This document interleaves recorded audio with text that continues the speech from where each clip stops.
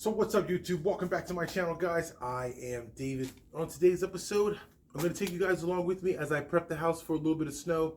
As our first real snowfall allegedly coming of the season. There's no guarantees, weathermen, they never really get it right. I'm not judging them, just simply saying they never really get it right. We are expecting 2 to 3 inches up here, so we'll see what happens. It's not a lot of snow, but it is some snow. Now that being said, we're just gonna prep the house, and I always take you guys with me when I'm doing stuff. So figure today, why not take you with me and show you what I do and getting the house ready. Now already for starters, you see in the background, I have the wood pallet already in the building because we like to bring some wood in. We have a fireplace in our house, and it does a really good job of heating the house, and we love using it to save some money. Also, if you guys see this little red light here, for Christmas, I got a heated vest. Check it out. Not a sponsored video by any means, but I don't even actually know who the company is. OrOrO. I'm not sure even how to say that, but that's who it is in case anybody is interested in what it is. But I got it for Christmas, so I'm going to give it a shot and see how it does. My first time actually really using it. I did turn it on to make sure it worked and all that good stuff, but it is my first time using it. It's heated here, all in here, and it's heated on the back. So it's pretty cool. I do feel it already nice and warm, and I'm pretty excited to see how it works for this winter season. Really excited. I'll keep you guys updated, and if I don't, somebody drop me a comment and ask me about it, and I'll let you know. Moving along, the Coyote CK2610 is in the building. I have already checked the oils, all the fluids, everything to make sure everything is up to snuff. Last season, I kept backing, not kept, but I backed it into the shop so I could use the box blade to push. I kind of felt it was easier to push with the box blade than it was with the bucket, but everybody kept saying to turn it around and use the bucket. I felt it was easier because the bucket just fills up with snow, and at some point in time, it got so heavy because it was like 20 plus inches of snow. It got so heavy that the tractor wouldn't push it. So it just filled up the bucket and then it just wouldn't push. And then I'd be not stuck, but I'd be in the middle of the driveway with the snow, my bucket full of snow, and nowhere to dump it because I don't want to dump it right where I have to plow at. So it didn't really make sense.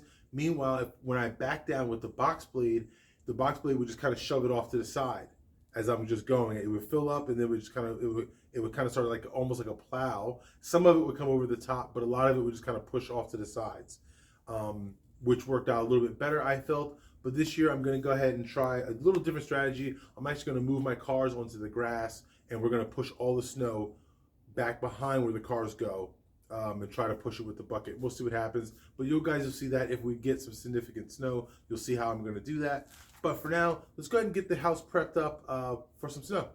One of the things I like to do is get my snow thrower going. I've already put gasoline in it. It has an electric start on it, so we're just going to go ahead and grab an extension cord, plug it in, get it started, because for the little areas by the car, stuff like that, just different spaces I don't need the tractor for, the tractor can't get to. And if it's just a little bit of snow that I don't need to pull out the tractor, just need to maybe clear out the front area up here with the trash cans or something like that, I just go ahead and use this guy, but we make sure it's going. Also, my neighbor uses this too, so I want to get it started, make sure it's ready for the snow should we need it.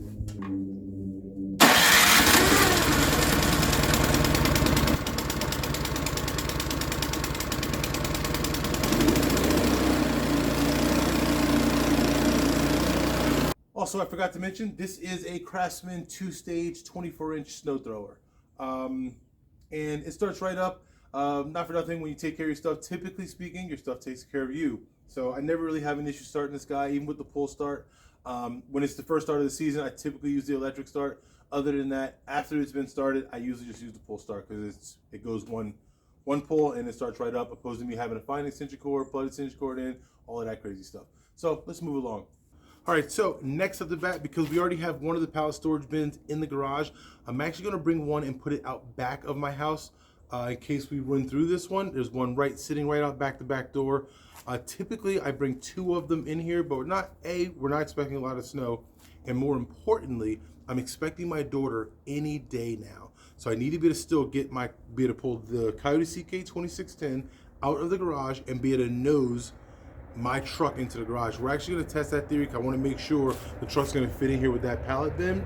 It's very important to me that when she gets home, when we have to leave, I can go ahead and pull the truck in, nose it in, load the kids up, take the mama down to the hospital so we can have our daughter. And then when she's ready to come home, it's very important to me that I can nose the truck in also so she's out of the weather and we can get her into the house safely. Now, if I can't put the truck in here with the pallet bin, this pallet bin then also is coming out and it's going to go to the back part of the it's going to go to the back side of the house, and we're just going to have to grab from it from outside because it's way more important that I can get my daughter in and out of the house safely for her entry to the house. So we're really excited. Really excited. So let's go ahead and get the Coyote CK26 started, and let's go ahead and try to nose the truck in here and see how that does.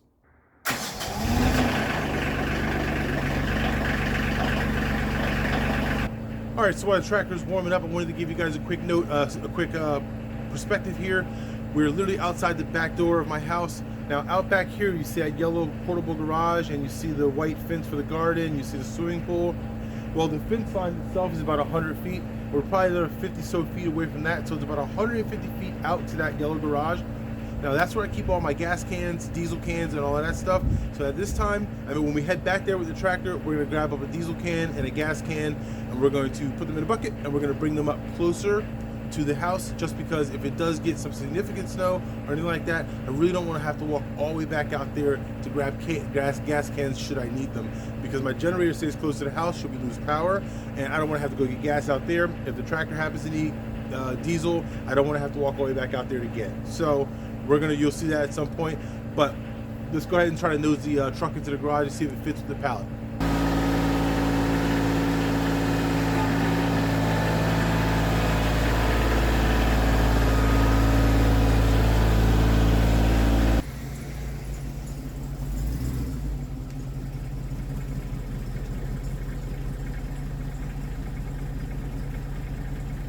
All right, if you hear it humming in the background, you hear the tractor, but we got the truck nosed in, plenty of room. I got plenty of room to still pull forward.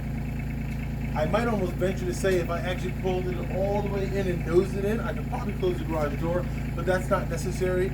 I just want to be able to make sure I can get to this here door so I can get my baby girl out and both my other children also.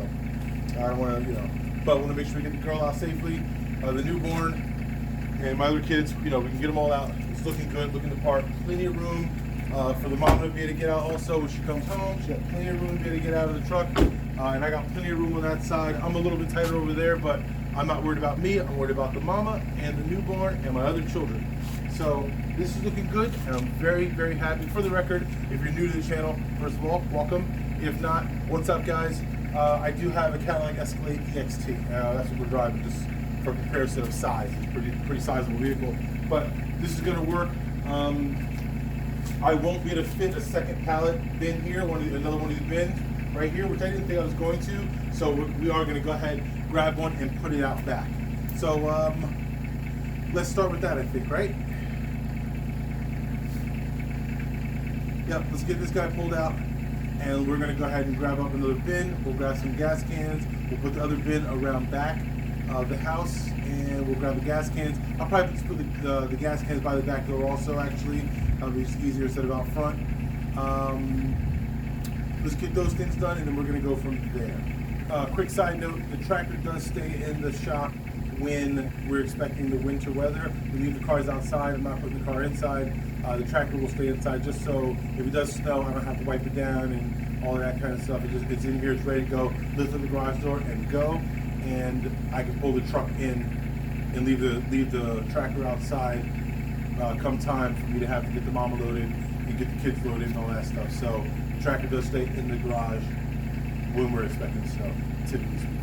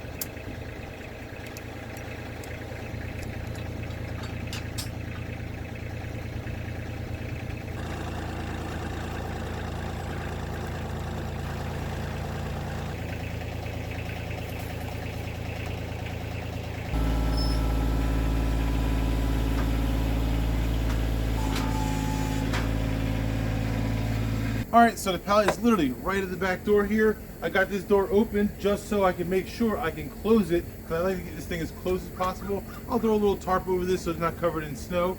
And this is the overhang right here that the gas can stay under and my generator and stuff stays under. It'll help keep the weather off of it until the weather goes, unless the weather goes sideways or anything like that. Other than that, we're done here. I'm just gonna go ahead and close this door. And now let's get a little splitting. Let's get some kindling split.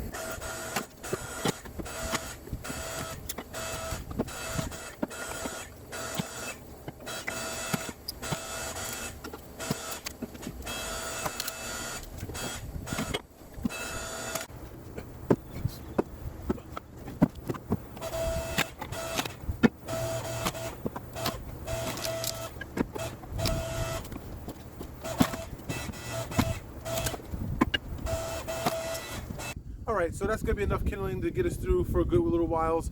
We're gonna hop back on the Coyote CK2610, and we have to take off the carryall and put the box plate on because it gives me more weight, and also if I have to plow with it, I will.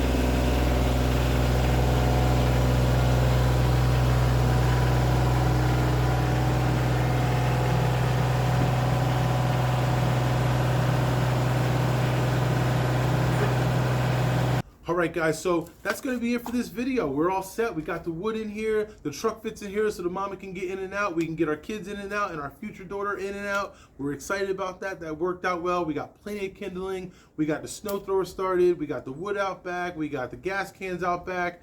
So we're looking really good. Wasn't that bad. Just a quick note for this here vest.